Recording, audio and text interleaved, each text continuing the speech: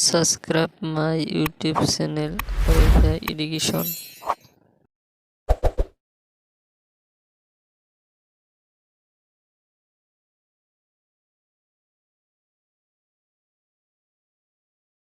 Number কোৱেশ্চনটা হ'ল স্বাধীনতা আগৰ অসমৰ প্ৰথম মুখ্যমন্ত্ৰী কোন আছিল? এনসাৰটা হ'ল সৈয়দ ছাৰ মোহাম্মদ ছাইদুল্লাহ স্বাধীনতা আগৰ অসমৰ মুখ্যমন্ত্ৰী আছিল। 2 নম্বৰ কোৱেশ্চনটা হ'ল স্বাধীনতা অসমৰ প্ৰথম মুখ্যমন্ত্ৰী কোন আছিল? স্বাধীন হোৱাৰ প্ৰথম মুখ্যমন্ত্ৰী আছিল এনসাৰটা হল গোপীনাথ বৰদলৈ। গোপীনাথ বৰদলৈ স্বাধীনতা অসমৰ প্ৰথম মুখ্যমন্ত্ৰী হৈ আছিল। 3 নম্বৰ কোৱেশ্চনটা হল মুখ্যমন্ত্ৰীৰ কাৰ্যকাল কিমান বছৰ?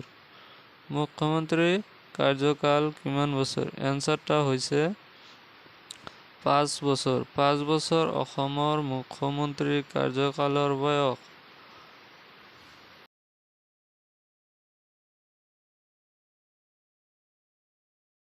4 নম্বৰ কোৱেশ্চনটা হ'ল স্বাধীন অসম প্ৰথম ৰাজ্যপাল গৰাকীৰ নাম কি?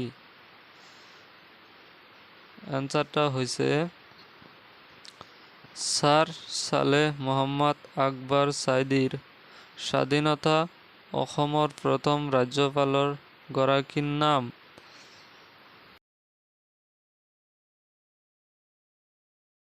5 নম্বৰ কোৱেশ্চনটা হ'ল অসমৰ প্ৰথম মহিলা মুখ্যমন্ত্ৰী গৰাকীৰ নাম কি? এনসাৰটা হৈছে সৈয়দ আনোৱাৰা তৈমুৰ অসমৰ প্ৰথম মহিলা মুখ্যমন্ত্ৰী গৰাকীৰ নাম।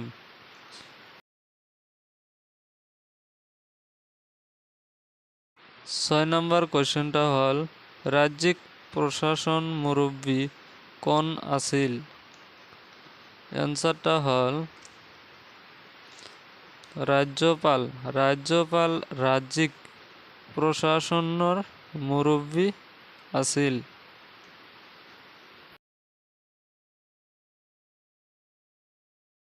7 নম্বৰ কোৱেশ্চনটা হ'ল ৰাজ্যপালক নিযুক্তি কোনে দিয়ে?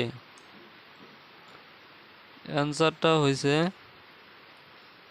ৰাষ্ট্ৰপতিয়ে ৰাজ্যপালক নিযুক্তি দিয়া হয়।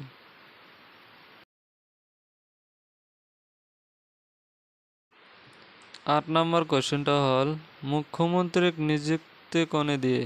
মুখ্যমন্ত্ৰীক নিযুক্তি কোনে দিয়ে? এনসাৰটা হৈছে ৰাজ্যপালে মুখ্যমন্ত্ৰীক নিযুক্তি দিয়া হয়।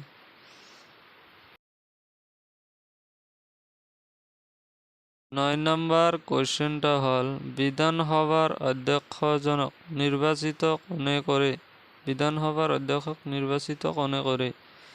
এনসাৰটা হৈছে বিধানসভাৰ সদস্যসকলে বিধানসভাৰ অধ্যক্ষজনক নিৰ্বাচিত কৰা হয়।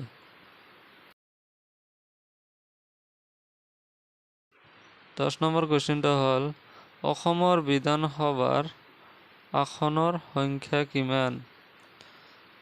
এনসাৰটা হৈছে 126খন। অসমৰ বিধানসভাৰ আসনৰ সংখ্যা হ'ল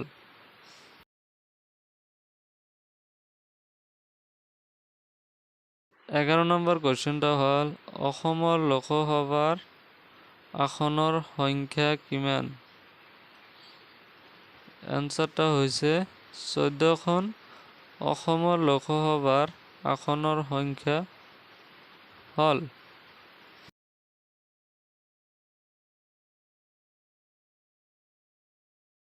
12 নম্বৰ কোৱেশ্চনটা হ'ল অসমৰ বিধানসভাৰ অনুসূচিত জাতি সদস্যৰ বাবে সংৰক্ষিত আসনৰ সংখ্যা কিমান? এনসাৰটা হ'ল 7খন। 7খন অসম বিধানসভাৰ অনুসূচিত জাতীয় সদস্যৰ বাবে সংৰক্ষিত আসনৰ সংখ্যা। 13 নম্বৰ কোৱেশ্চনটা হ'ল অসমৰ বিধানসভাৰ অনুসূচিত জনজাতিৰ সদস্যৰ বাবে সংৰক্ষিত আসনৰ সংখ্যা কিমান?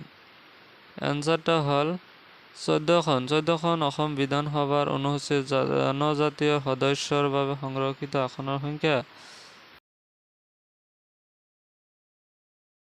14 নম্বৰ কুৱেশ্যনটা হ'ল ভাৰতীয় সংবিধান ৰচনা উপসমিতিৰ সদস্য হোৱাৰ প্ৰথমজন অসমীয়া কোন আছিল? এনচাৰটা হৈছে সৈয়দ মহম্মদ ছাইদুল্লাহ। ভাৰতীয় সংবিধান ৰচনাৰ উপসমিতিৰ সদস্য হোৱা প্ৰথমজন অসমীয়া আছিল।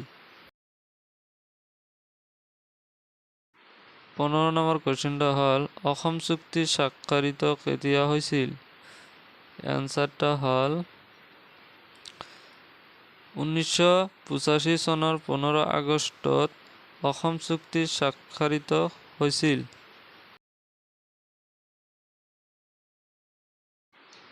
16 নম্বৰ কুৱেশ্যনটা হ'ল অসম স্বাধীনতা আন্দোলনৰ প্ৰথম কোন শ্বহীদ হৈছিল? এনচাৰটা হৈছে পিয়লা ফুকন। পিয়লা ফুকন অসম স্বাধীনতা আন্দোলনৰ প্ৰথম শ্বহীদ হৈছিল।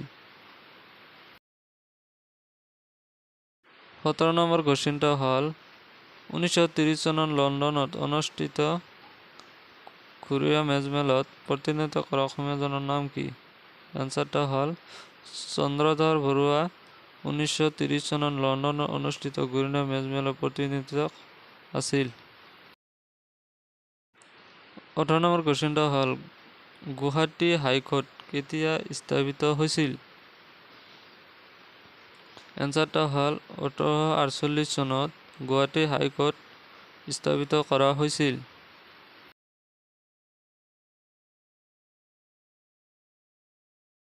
19 নম্বৰ কুৱেশ্যনটা হ'ল ভাৰতৰ উচ্চতম ন্যায়ালয়ৰ প্ৰথম অসমীয়া ন্যায়াধীশজনৰ নাম কি?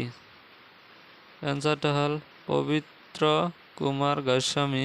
ভাৰতৰ উচ্চ ন্যায়ালয়ৰ প্ৰথম অসমীয়া ন্যায়াধীশজনৰ নাম। 20 নম্বৰ কুৱেশ্যনটা হ'ল উচ্চ ন্যায়ালয়ৰ প্ৰথম অসমীয়া ন্যায়াধীশজনৰ নাম কি? এনচাৰটা হ'ল হৰিৰাম ডেকা। হৰিৰাম ডেকা উচ্চ ন্যায়ালয়ৰ প্ৰথম অসমীয়া ন্যায়াধীশজনৰ নাম।